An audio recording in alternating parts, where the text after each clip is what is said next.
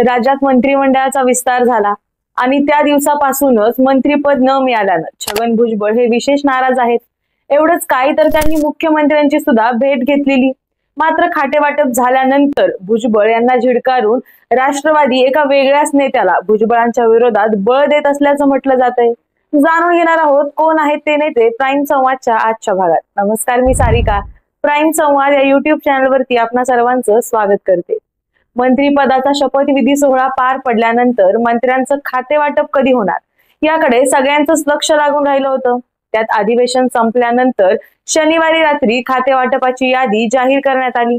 त्यात अजित पवारांच्या राष्ट्रवादीकडे कृषी खातं गेलं. विशेष म्हणजे कृषी खात्याची जबाबदारी अजितदादांनी नाशिक जिल्ह्यातील माणिकराव कोकाटे यांच्याकडे देत त्यांना बळ दिल्याचं बोललं जातंय. नाशिक जिल्ह्यानं अजित पवार गटाला सर्वाधिक 7 आमदार निवडून दिलेत.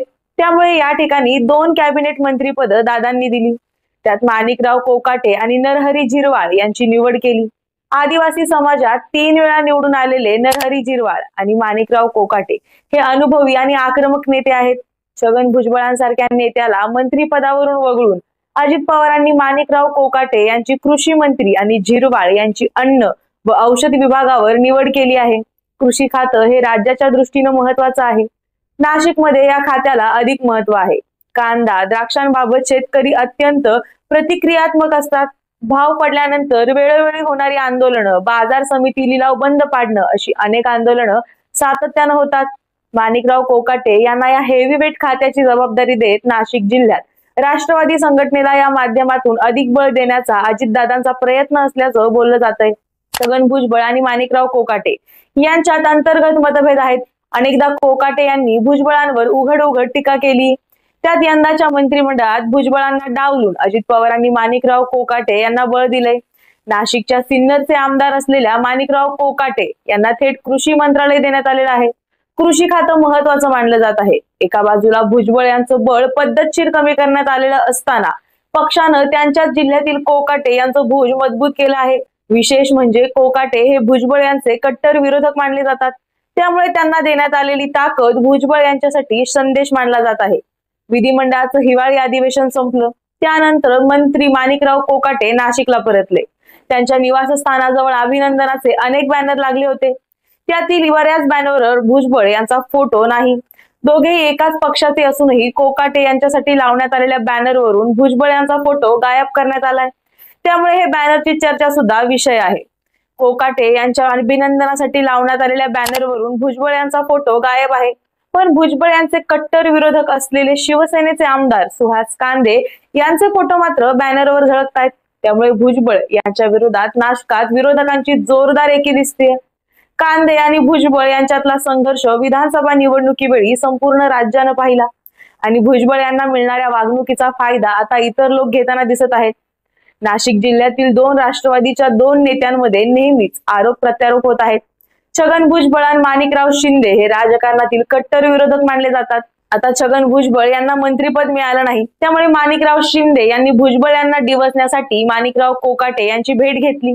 त्यांच्या नागरी सत्काराची तयारी सुरू केली. सरकार येऊन सरकारमध्ये नसणं हा भुजबळांचा मोठा अपमान असल्याचा टोला माणिकराव शिंदे यांनी भुजबळांना लगावला. नियतीला कदाचित सरकार येऊन सरकारमध्ये नसणं हा मोठा अपमान त्यांना द्यायचा होता. म्हणूनच कदाचित येवल्यामध्ये त्यांना विजय मिळाला असेल.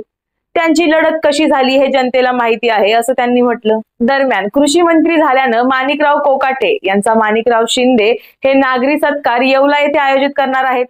माणिकराव कोकाटे मंत्री झाले याचा खूप मोठा आनंद झाला. आज मला असं वाटतं 18.5 वर्षांनंतर मंत्रीपद आणि मंत्री कसा असतो हे ज्याने मतदान केलं असेल त्याला वाटलं असेल. 18.5 वर्षांनंतर जनतेला मंत्री कसा असतो हेही आज कळलं असेल.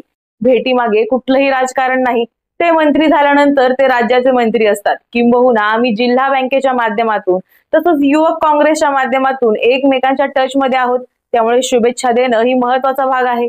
मात्र सरकार येऊन सरकारमध्ये नसणं हा भुजबळांचा मात्र मोठा अपमान असल्याचा खोचक टोला माणिकराव शिंदे हे सातत्यानं त्यांना लगावत आहेत. माझ्या हातून पराभूत होण्यापेक्षा राज्यामध्ये सत्ता येऊन त्यांना मंत्रिपद न मिळणं याला जास्त नियतीनं महत्व दिलं. किंबहुना दुसऱ्या माणिकरावांच्याच हातून हे घडलं असावं असं मला वाटतं. आता माणिकराव कोकाटे निश्चित पालकमंत्री झाले पाहिजेत.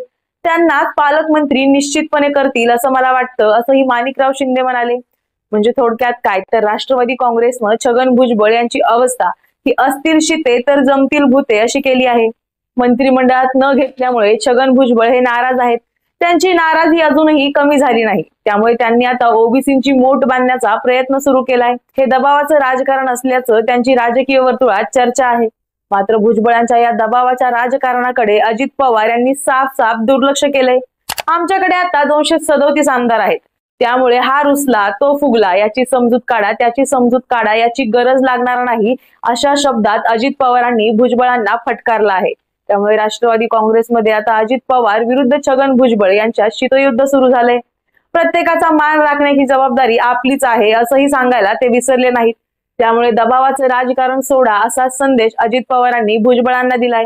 पण राष्ट्रवादीचे नेते छगन भुजबळ हे राज्यातील ओबीसी नेत्यांपैकी एक आहेत. समता परिषदेच्या माध्यमातून त्यांनी राज्यातील ओबीसी समुदायात आपली बांधणी केली आहे. त्याशिवाय बिहार आणि इतर काही राज्यातही त्यांच्या संघटनेची बऱ्यापैकी ताकद आहे.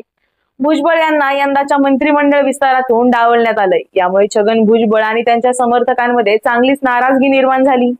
भुजबळ यांच्या मेळाव्यात काहींनी आता भाजपमध्ये प्रवेश करायला हवा असा मुद्दा मांडला. तर भुजबळांनी अजित पवारांना टोला हाणताना फक्त लाडकी बहीण नाही तर इतर काही घटकांनी महायुतीला यश मिळालं असल्याचं सांगितलं. छगन भुजबळ यांनी नाराजगी व्यक्त केल्यानंतर अजित पवार देखील ऍक्शन मोडमध्ये आले. भुजबळांच्या नाराजगीमुळे होणारं संभाव्य नुकसान कमी करण्यासाठी अजित पवारांनी पावलं उचलण्यास सुरुवात केली. छगन भुजबळांना रोखण्यासाठी अजितदादांकडून माणिकराव कोकाटे यांना बळ दिल्याची चर्चा सुरू आहे. माणिकराव कोकाटे यांना थेट कृषी मंत्री करत अजितदादांनी भुजबळांना जोर का झटका दिलाय. माणिकराव कोकाटे यांचं छगन भुजबळांशी असलेलं राजकीय वैर लक्षात घेता भुजबळांवर दादांकडून कोकाटे अस्त्र डागण्यात आल्याची चर्चा सुरू आहे. यावरून अजितदादा हे छगन भुजबळ यांच्यासारख्या ताकदीचा दुसरा नेता त्यांच्या टच्चीवर उभा करताना दिसत आहेत असा प्रश्न आता उपस्थित होतोय. तुम्हाला याबद्दल काय वाटतं हे आम्हाला कमेंटमध्ये नक्की सांगा आणि प्राईम संवाद या युट्यूब चॅनलला सबस्क्राईब करायला विसरू नका. धन्यवाद.